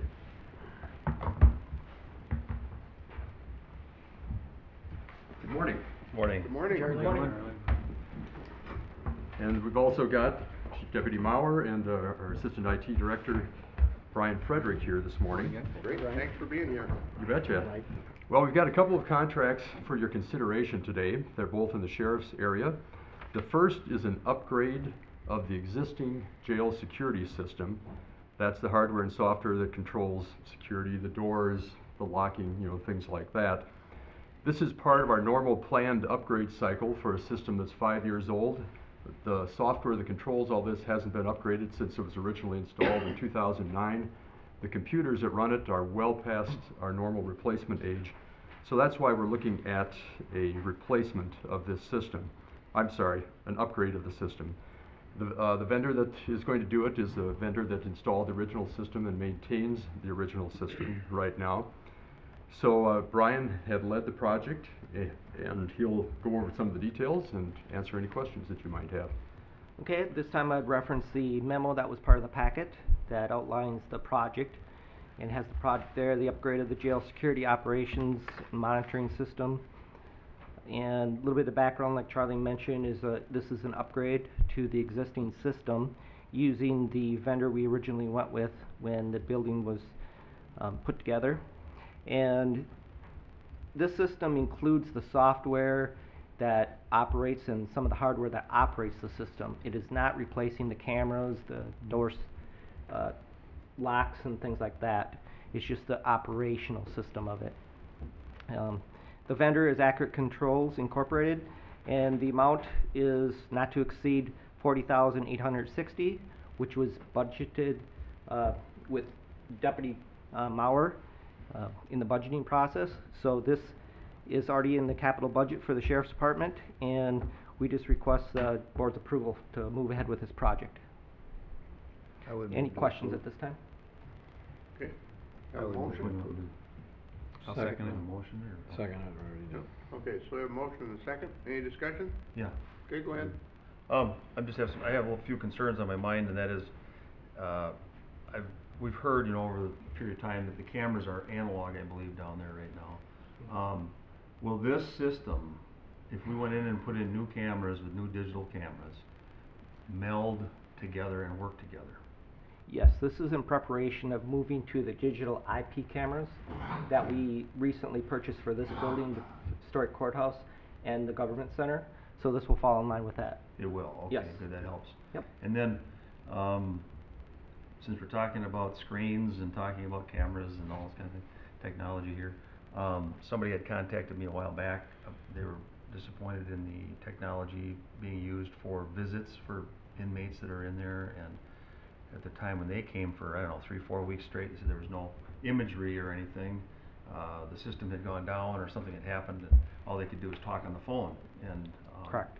I was just wondering, is this relate to this system at all? Is it tie in at all for monitoring, or is that system a new system that's in there now? It is the backbone of the system. So you think about how you have Microsoft Microsoft Windows, you know, as your basic operating system. That's what we're replacing. Okay. And then the visitation system will work in conjunction with that. So this is a step in replacing that system eventually, which we're looking at getting into the 2015 budget to replace the visitation system. Mm-hmm. We have addressed those issues on a temporary basis with the problems that were there at the Justice Center for the visitation. So that is up and operational. It is, okay. But this is a step forward in getting in preparation of replacing the visitation system eventually. Okay. So this helps that technology. Okay, and so they'll go together. Correct. The goal is that this will all be able to work together. Correct. The visitation, monitoring. Yes. And the building monitoring. Correct. Okay. Mm-hmm. Yeah. That's helpful, thank you. Yep. Any other discussion? It was budgeted and approved, so. Yeah. Okay. All in favor, say aye. Aye. Opposed? Carried. Okay. The second item that's under this topic, also in the sheriff's area, we're talking now about not an upgrade but an actual replacement of one of the systems there. This is a replacement of the interview room recording system. This system is also 5 years old, but this one definitely needs replacement. It's worn out, gets a lot of heavy use. There are parts of it that can't be repaired as it sits right now. So that means that parts of it are not functional just because they can't be repaired. The other thing we're looking at, and Mike might want to comment on this, but with today's operations, they need more capacity, they need more functionality in this particular system, and they also need more efficiency for the staff that actually uses the system. It's somewhat cumbersome, takes a lot of time for people to duplicate recordings and things with the existing system. So, once again, Brian led this project, and I'll let him go through the details on it. Okay, also referenced into the memo that was part of the packet for this project, and it is the replacement of the sheriff's interview room recording system. And with this one, as Charlie noted, the system is wearing out and we need to upgrade the system with additional functionality based on the needs of the sheriff's department and other agencies. We did look at other vendors for this, and Northland Business System came in with a lower bid. The other bids were several $1,000s over and less functionality. So working with the sheriff's department, we went through the two quotes and determined that this was the best fit for the future for the sheriff's department and other agencies with the lower bid. So we're looking for approval for Northland Business Systems with a total maximum not to exceed of $49,537, and this was also has been budgeted for the sheriff's capital budget. Any questions at this time? I can move to approve. I'll second it. Okay, Motion to accept. motion and a second. Any discussion? This is, how old is this building? 5? 5. So in 5 years, we're already out of date? Oh, I can explain that. Please. That system we put in was never, it's basically like a home recording system with cameras in there. It's just your home, basically a DVD burner based off of, there's no server. It's just like putting a DVD in your home DVD burner. And it was designed on a very limited budget. When Mauer we were in- brought the extra stuff from his house to get it going. Basically, there was not necessarily an understanding of the amount of use that system was going to get. We tried to explain, but we didn't know how much other agencies were going to be up using our system. With the BCA using it constantly, with the city of Mankato using it because of the in custody, they just walk them over, use our systems. With the it's the system in place in the pre-booking room when they're recording now all of the intoxilizer room, where that's all being recorded now, your intoxilizer test, and then they're doing a lot of their interviews right in the pre-booking. This system was basically designed as that of something that you would put in your house, and it's getting the use of an industrial type of system. The system that we just put in now, I'd like to take credit for it, but I can't. This is Jerry and Paul worked diligently to get a system that not only goes into a server that can be uploaded by the county attorney, now they can access it. We have viewing stations that can go on the through the internet, and they can view it in their office. So when we have other agencies in that want to watch, we get sometimes FBI in that wants to watch as they interview and so, and they all had to jam in this room and try to watch it. And this allows for multiple burnings. This allows for the data to be stored on a server instead of on a CD. I mean, this is an integrated system design, and I think we can all look at TV now and realize that if it doesn't happen on video, it isn't like it used to be, Vance. If it doesn't happen on video, it doesn't happen. And Well, I understand the need. I'm just trying to understand who was really, really cheap 5 years ago. Well, this is probably the system we should have put in the first place. The same ones that made the decisions on the analog cameras. I mean, it was a secondary. The interview rooms were almost a secondary designed as a fact of that our 2 investigators were going to use it, and that's just. I mean, and they said, hey, we can get by. I mean, the system just gets. I can't believe how much it's being used. I mean, I'm absolutely for this change. Don't get me wrong. I'm just somewhat upset that things are. Just 5 years later, we're sitting there and having to change this, and that. What technology was available 5 years ago? I mean, and I don't think it was short-sighted, Vance. In the sense is that we have a 5-year. Right now, we have a 5-year basically replacement on technology. So realistically speaking, it's at the end of its life. we took about a $2,500 system and milked 5 years out of it, and it's failing on us. I mean, we're having it fail right during interviews, and some of them are very critical interviews, and when it fails, I mean, it's a complete failure. So we have to design our system now to handle the use it's going to take. Is there gonna be upgrades needed in 5 years? Most certainly. I mean, there's gonna pieces that fail.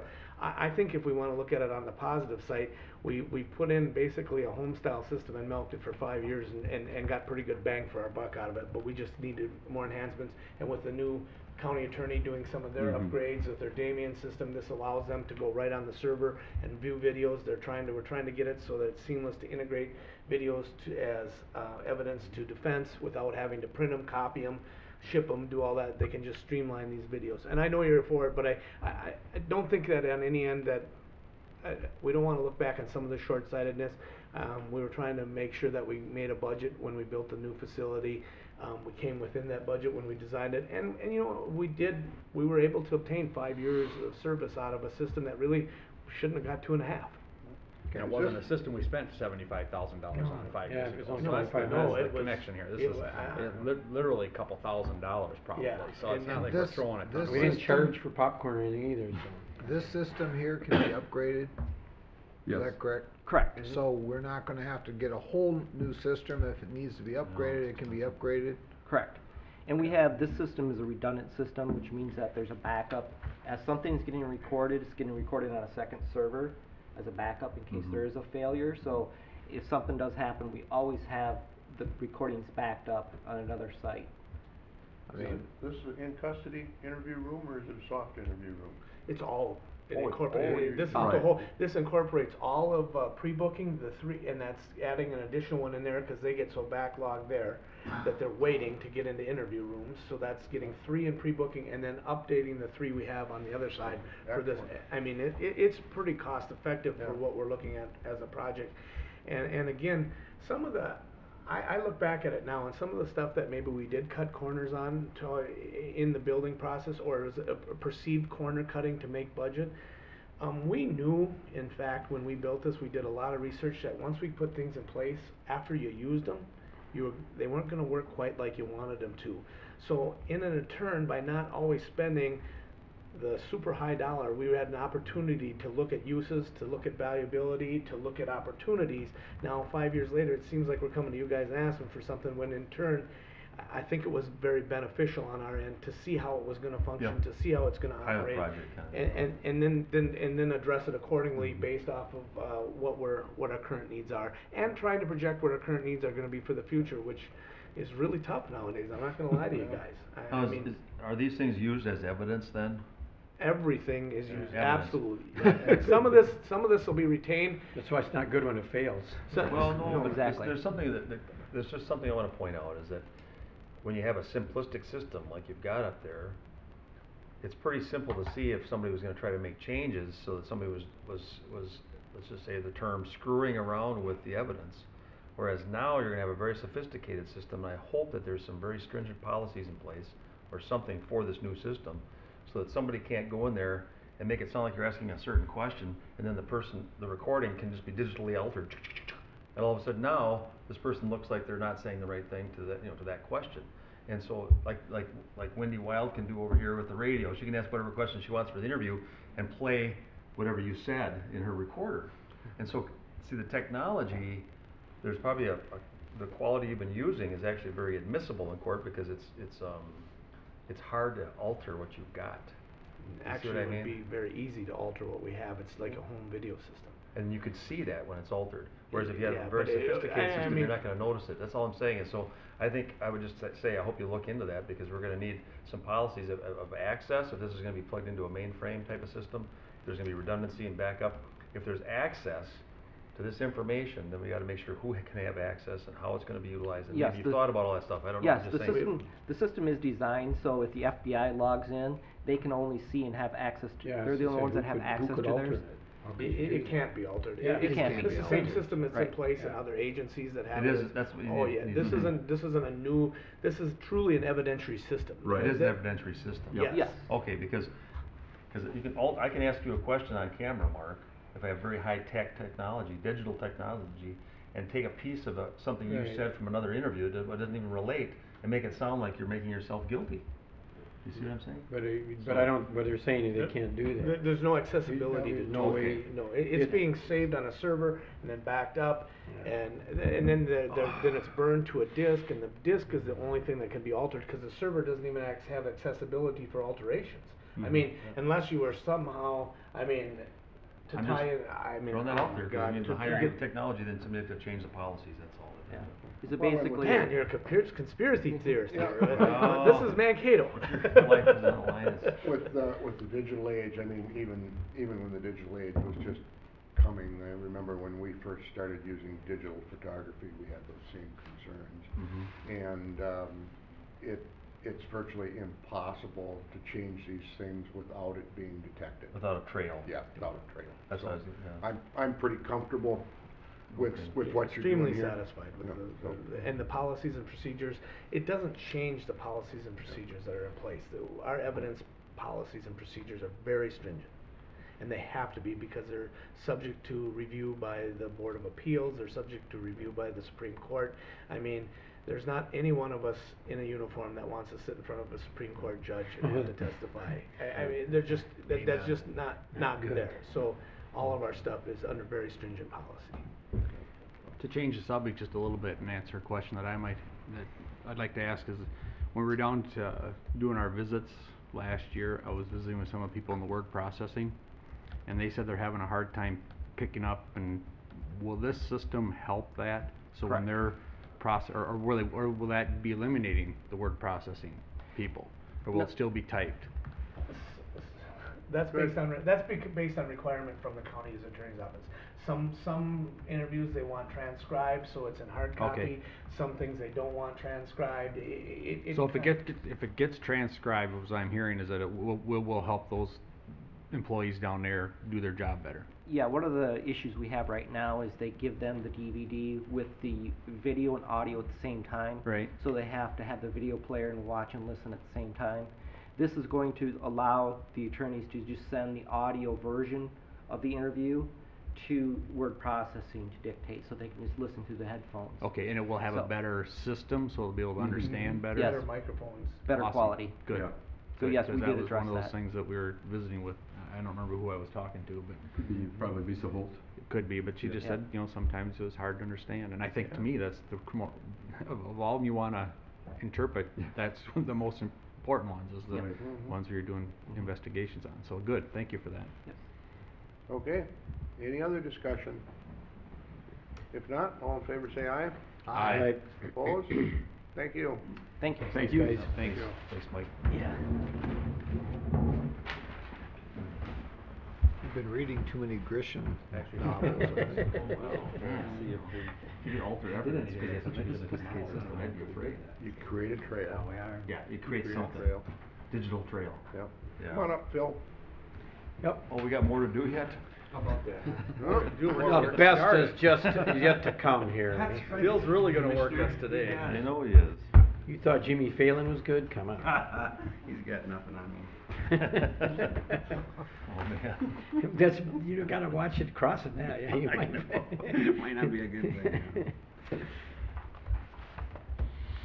Mr. Chair, Commissioners, I am pleased to tell you that I have only one action item today, and it's under the Adult Mental Health section. It's a cooperative agreement with Maxfield Place here in town, and the cooperative agreement exists between ourselves as the Mental Health Authority and our Mental Health Initiative, our regional initiative, and Maxfield Place themselves. The purpose is really to provide supportive services for folks with mental illness who are also homeless. And we provide that supportive services around the housing. That's our contribution. There's no fiscal component to this other than staff time. And our term of this agreement is February 1st of 2014 through February 1st of 2015. This is a renewal. We've had this agreement in place previously. And that's it for my action I'll make a items. motion. Is there a second? Second. Discussion? So, Phil, in a sense, these are for folks that were once homeless, they're actually living at the Maxfield place, so they're not homeless anymore. Not necessarily, so they probably meet some of that criteria that we've talked about for homelessness, and they could either be in the placement or somebody that they know about that's either coming to their place and maybe fitting or not fitting, but there's also a referral component to it too. I think it's a long-term approach, Commissioner, about not only looking at if they are placed at Maxfield, but that they're also, what is their plan for the future? So it's like kind of a dual mission of what's happening at Maxfield, yes, but then also what is their long-term plan for stability of housing and support services? So that may or may not be at Maxfield as they get discharged. And from what I know of Maxfield, it's that house off Third Avenue. Right. And it's a building that has little mini apartments inside Yes, of it. correct. For each person to live independently. Right, exactly. And so we really like the model, but a lot of times those folks do need to know what are the referral sources, how do they get help with therapeutic services in the community, making sure that they're following through on maybe medication management or whatever else might be part of that picture. And their dependency on sometimes alcohol or Definitely. chemicals. Right, You get help very, with that. very high incidence of that. You know, the vast majority of those folks do struggle with chemical dependency. Okay. So, we need to vote? Do we vote? Okay, you ready to vote? Yeah. All in favor say aye. Aye. Opposed? It's carried. Thank you, Mr. Chair and Commissioners. I have 3 data sets that will complete kind of that wrap-up of 2013 data. The last several board sessions, I've brought things to your attention just to give you either snapshots or some of the data sets about what we're up to in human services. The first section deals with adult mental health, and you'll see on the first slide some raw data about therapy caseload, which really went up significantly from the prior year, and it really is because we added a staff. I think we made a concerted effort in 2011 to 2012, but then lost a staff, and now we're back at full strength. So you see almost a doubling of the caseload, which is a good trend for us, and I'm guessing we'll see some stability there with the 2 therapists that we have on staff currently. Some of these I'm going to move through fairly quickly, and if you have any comments or questions, I'd be glad to take those. The mental health intakes, you'll see fairly flat numbers in our overall intakes since last year, and then the same with case management caseload, down slightly, fairly flat trend. These are graphed out in the following slides, and so I'm going to not comment on those slides, only to have it graphed out on any kind of a trend line that might be there in those areas. I'm moving forward to the slide entitled Adult Mental Health Data, and here there's really 2 data sets. One is the sex offenders, and you'll see that there was a slight downward trend from 2012, and then also those committed, what we refer to as MIND, mentally ill and dangerous, and that is a little bit more significant drop. There's great volatility, as you all know, in these populations. It's hard to control or know when folks that either have offending histories or problems appear to us, or even those commitments. There's really no way to know what's going to happen year over year, but anytime we see that downward trend happen, we're certainly pleased.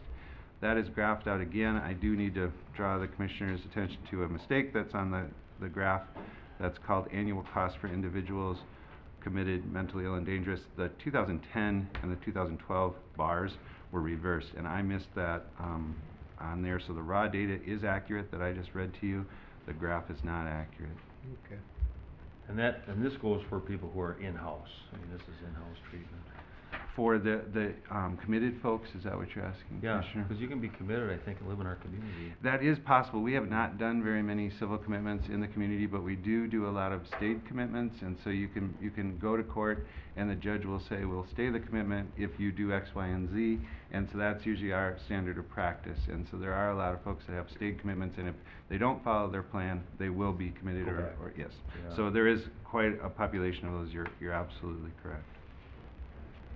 The next slide is regarding our healthcare situation, and with ACA and MNsure, and you'll see our trend line, which is significantly high. The first slide, annual healthcare caseload, you'll see went from 5225 to 6695. We had projected approximately 1,200 new cases. We're already, just based on this graphic here, over that by 270 cases, and if you bring that to today's date, we're up to 1,563 cases, so beyond our new folks that we were expecting 1,200. So the state projected, and I brought to you some projected numbers, and we're already past what we projected overall. So the volume is starting to become a very significant issue. The next slide, you'll see that trend line, and you'll see the jump up in January. That's when then Obamacare, ACA, MNsure all took place as far as implementation, and then each month you see that climb. We're absolutely hoping for some tapering there, because that trend line, if it continues to go up, it was part of our projection and hoping to kind of take a conservative lie. You were supportive of us having 3 new staff. We're already over the levels of what we were projecting, so we really hope that that'll flatten out in these coming months. We will see. And the next section is about our psychiatric hub. So this is regarding our 10-county mental health initiative. So I'm separating that data from the first adult mental health data that is in-house in our Blue Earth County perspective. This is now more that broader perspective.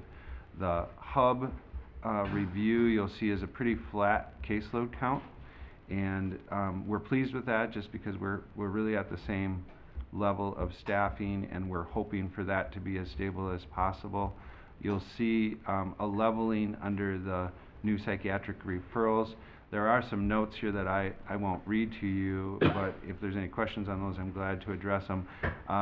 There have been very significant changes in how the clinic operates, and so we've spent a lot of time on administrative duties that have gone into the clinical staff that they've had to adjust.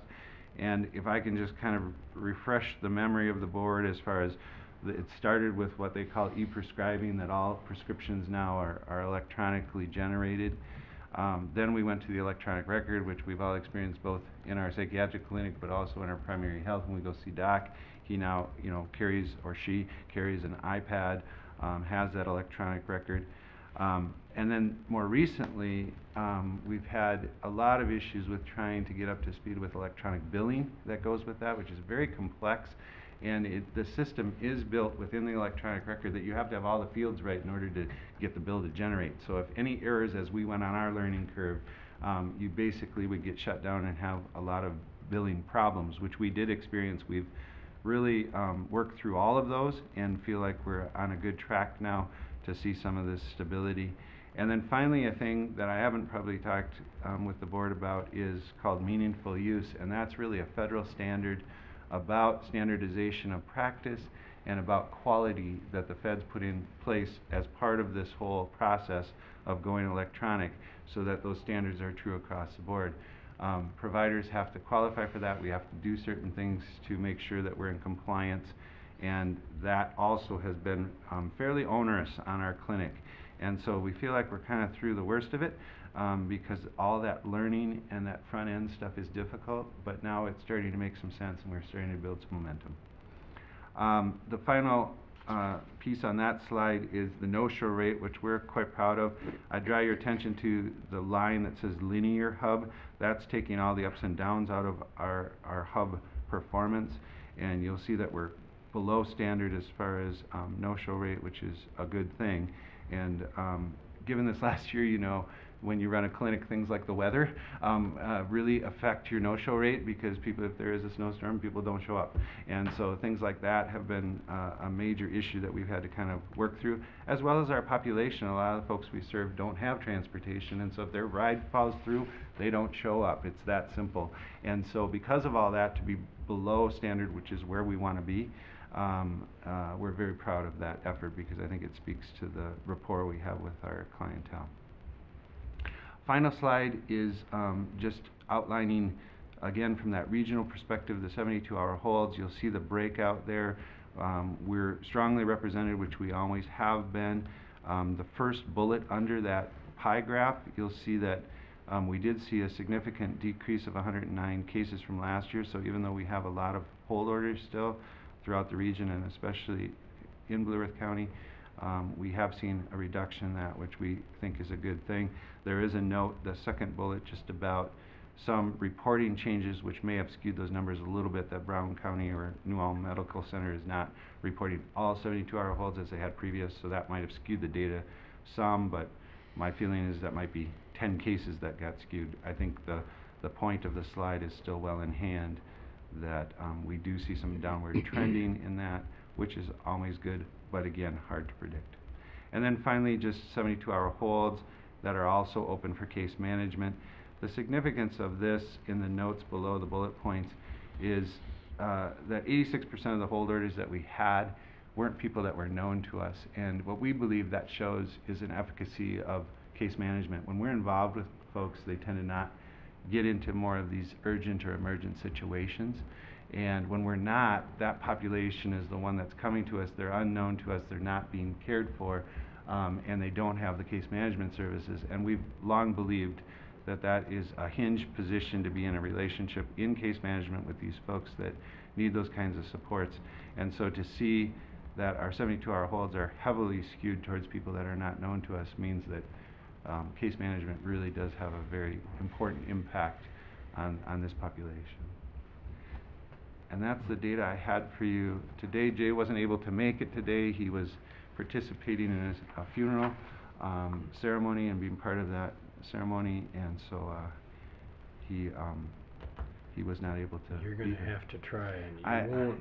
It won't There's be no the same. way, right? There's no way I'm going to try to replace Jay. So that's all I have for you today. Thank you. Thanks. Very good. Thanks, Joe. Joe. Let me just read the Human Service Advisory Yes. Committee meeting minutes. Anything we should know? All that data is very informational, Bill. Thank Appreciate you. it. Appreciate it. Yeah, I am certainly willing to adjust if there's things that either the chair or any of the commissioners want differently. It's not hard for us to present in different formats or different ways. I understand there's like today, your agenda is very full, but I can certainly adjust to whatever you prefer. Yeah, but the best part is you're the last one. That's always good too, right? Get in and get out. Well, thanks, Phil. Thank you for your time. Thanks a lot, Phil. Thanks, Phil. Yep, thanks, Bill. I believe we are to the end of Got our everything? agenda. That's correct. We can recess to the joint meeting with Nicollet County. Okay, do I have a motion for that? So moved. Second. All in favor, say aye. Aye. We're recessed till 12:30. Did you